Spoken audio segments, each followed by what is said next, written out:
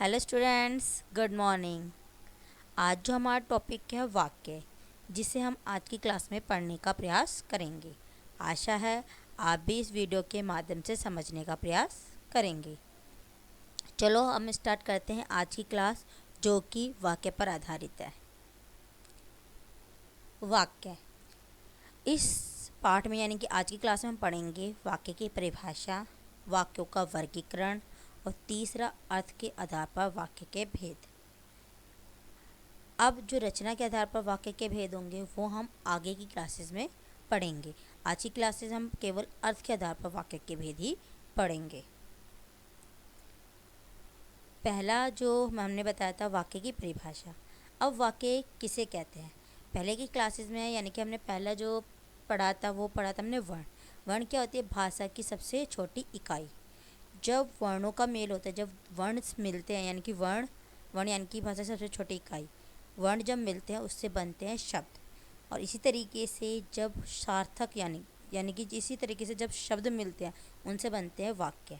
लेकिन शब्द ऐसे होने चाहिए जिनका कोई अर्थ हो, यानी कि सार्थक शब्दों का व्यवस्थित समूह जिनके माध्यम से मन के भाव विचार प्रकट किए जाते हैं उन्हें हम बोलते हैं वाक्य। ठीक है। अगर इसकी एग्जैक्ट डेफिनेशन की बात की जाए तो इसकी एग्जैक्ट डेफिनेशन होती है सार्थक शब्दों का वह व्यवस्थित समूह जिनके माध्यम से मन के भाव विचार प्रकट किए जाते हैं उन्हें वाक्य कहते हैं।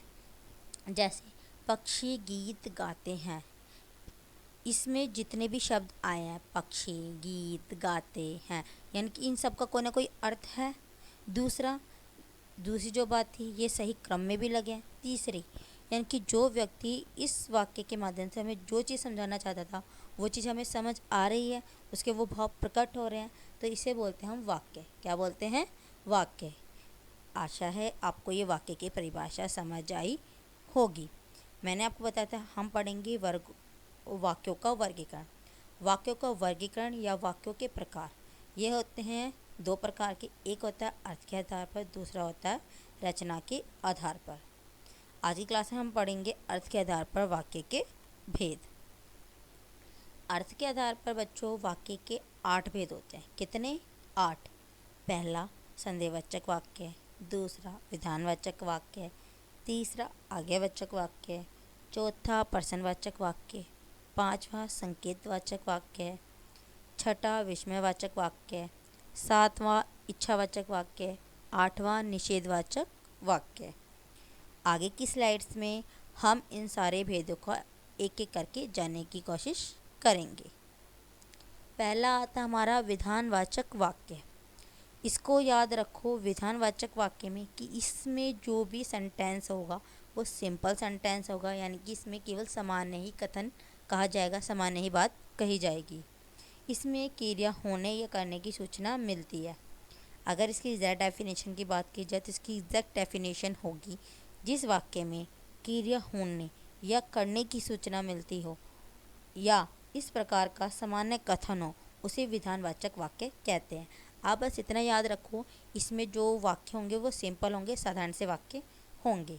जैसे पक्षी घोंसले से उड़ चुके हैं, नदी में बाढ़ आई है, कविता ने पाठ याद कर लिया है। आप देखो इसमें जितने भी सेंटेंस हैं वो सिंपल हैं, साधारण से हैं, तो ये होता है हमारा विधानवाचक वाक्य।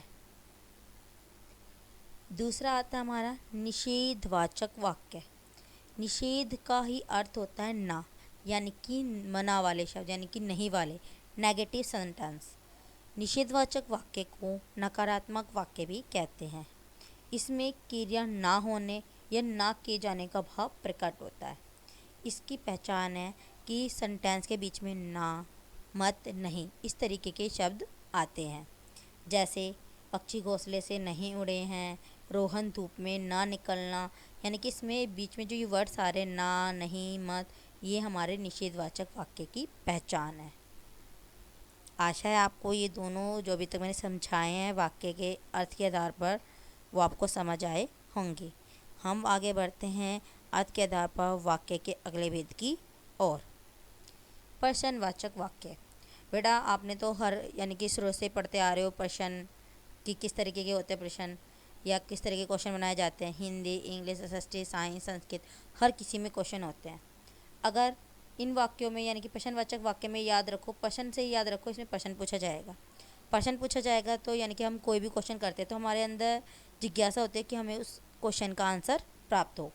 तो इसी तरीके के जो वाक्य होते हैं हम उन्हें बोलते हैं प्रश्नवाचक वाक्य। और इनकी पहचान क्या है, इसमें सेंटेंस के यानी कि वाक्य के बीच क्या आएंगे, क्या, कब, क्यों, कैसे, कहाँ, यही प्रश्नवाचक वाक्य की पहचान है। दूसरा, प्रश्नवाचक वाक्य में लास्ट में क्वेश्चन मार्क आता है। जैसे रमा कब आई, ऐसे धूप में बाहर कौन खड़ा है, कल तुमने क्या क्या खाया था। इस तरीके के जितने भी क्वेश्चंस आ रहे हैं ये हमारे प्रश्नवाचक वाक्य की पहचान है। आगे बढ़ते हैं हम। आज्ञावाचक वाक्य। आज्ञावाचक से ही आप याद रखो, इसमें आज्ञा दी जाएगी। आज्ञा अधिकतर हमारे मदर फादर यानी कि माता पिता देते हैं, टीचर्स देते हैं या हमसे बड़े लोग देते हैं आज्ञा, और हमें वो काम करना पड़ता है।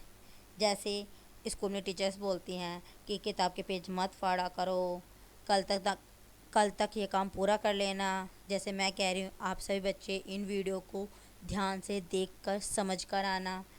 और घर में हमारी मम्मियाँ कहती हैं, जैसे हमारी मम्मी कहती है बर्तन साफ़ कर लो, दीवारों को साफ़ कर दो।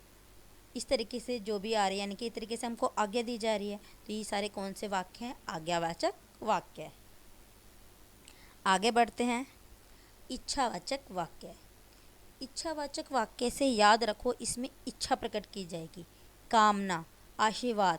इसमें यानी कि वक्ता की इच्छा यानी कि बोलने वाले की इच्छा रहेगी, कामना होगी, आशीर्वाद होगी, इस तरीके का इसका भाव होगा। उसे हम बोलते हैं इच्छावाचक वाक्य।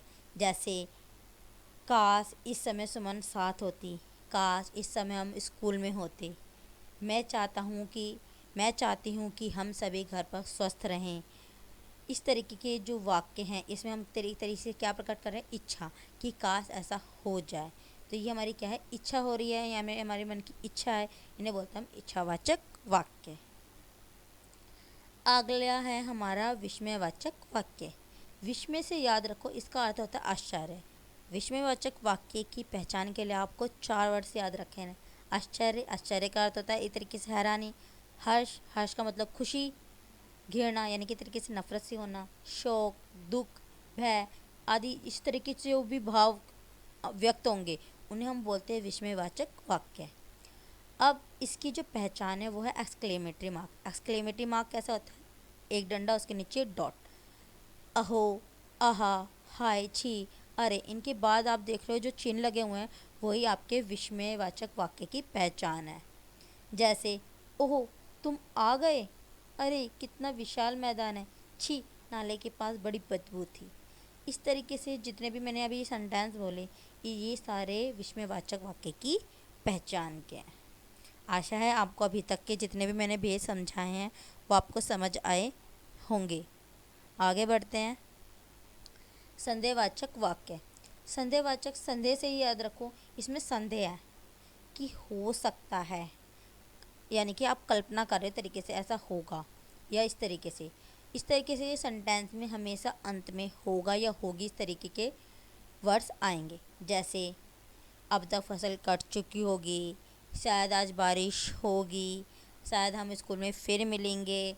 इस तरीके से हम क्या कर रहे हैं, तरीके से कल्पना कर रहे हैं कि शायद ऐसा हो जाएगा। संदेह है अभी क्योंकि लॉकडाउन चल ही रहा है। संकेतवाचक वाक्य। संकेतवाचक वाक्य के लिए याद रखो, इसमें एक क्रिया का होना दूसरी क्रिया पर निर्भर करता है, यानी कि एक क्रिया क्या है वो दूसरी क्रिया पर निर्भर करेगी। और दूसरा याद रखो, इसमें शर्त लगी होती है कि अगर ऐसा करोगे तो ऐसा हो जाएगा। जैसे यदि वर्षा रुकती तो मैं घर जाता, यानी कि बारिश रुकती तभी तो मैं घर जाता, ये भी एक तरीके की शर्त हुई। जैसे स्कूल में टीचर्स कहती हैं अगर परिश्रम करोगे तो सफल होगे, यानी कि अगर पढ़ोगे तभी सफल होगे। इसी तरीके के जो वाक्य हैं इसमें ये ध्यान रखो कि एक वाक्य दूसरे वाक्य पर निर्भर, यानी कि एक क्रिया दूसरी क्रिया पर निर्भर है, इन्हें बोलते हैं हम संकेतवाचक वाक्य। अब जो हमारा टॉपिक है अर्थ के आधार पर हमारे वाक्य के भेद वहाँ ख़त्म होते हैं, और जो आगे है हमारा वो है वाक्य रूपांतरण। रूपांतरण का मतलब होता है बदलना, यानी कि वाक्य को हम कैसे एक को दूसरे में बदलेंगे। जैसे पहला हमारा विधानवाचक वाक्य को निषेधवाचक वाक्य में बदलना, यानी कि हमारे जो सिंपल सेंटेंस हैं इनको नेगेटिव सेंटेंस में चेंज करना। जैसे मजदूर ने काम पूरा किया, और इसका नेगेटिव में चेंज करेंगे तो होगा मजदूर ने काम पूरा नहीं किया। माली ने फूल तोड़े, माली ने फूल नहीं तोड़े। इस तरीके से आपके देख रहे हो कि आपके जो साधारण से वाक्य थे, सामान्य कथन थे, वो कैसे निषेधवाचक वाक्यों में बदले। दूसरा, विधानवाचक वाक्य को प्रश्नवाचक वाक्य में बदलना, कि आपको सिंपल सेंटेंस दिए गए हैं, उसको कैसे आप क्वेश्चन वाले सेंटेंस में चेंज करोगे। जैसे अर्पित ने कुत्ते को डंडे से मारा, अगर मैं इसका क्वेश्चन बनाऊंगी तो ये भी बना सकती, क्या अर्पित ने कुत्ते को डंडे से मारा। कर्ज में डूबे किसान ने आत्महत्या कर ली, क्वेश्चन बन गया किसान ने आत्महत्या क्यों कर ली। इस तरीके से हमारे जो विधानवाचक वाक्य थे, सिंपल सेंटेंस थे, वो किसमें चेंज हो गए, क्वेश्चन वाले सेंटेंस में, इंटेरोगेटिव में। थर्ड, विधानवाचक वाक्यों को संकेतवाचक वाक्यों में बदलना, कि विधानवाचक वाक्य यानी कि सिंपल सेंटेंस, उसको कैसे हम संकेतवाचक वाक्यों में बदलेंगे। संकेतवाचक वाक्यों में मैंने पहले बताई थी कि इसमें एक तरीके से शर्त लगी होती है। विधानवाचक वाक्य जैसे वर्षा होने पर फसल अच्छी होती है, ये सिंपल सेंटेंस कि वर्षा होने पर फसल अच्छी होती है, लेकिन जब हम इसको संकेतवाचक वाक्य में बदलेंगे तब होगा वर्षा अच्छी होती तो फसल अच्छी होती। दूसरा, मेहनत ना करने से तुम फेल हो गए, ये सिंपल सेंटेंस बोला है, मेहनत ना करने से तुम फेल हो गए। अगर इसको संकेतवाचक वाक्य में बदलेंगे तो होगा यदि मेहनत करते तो फेल ना होते। इस तरीके से आज की हमारी जो क्लास है वो यहीं पर ख़त्म होती है। आशा है आपको आज की क्लास पसंद आई होगी। धन्यवाद।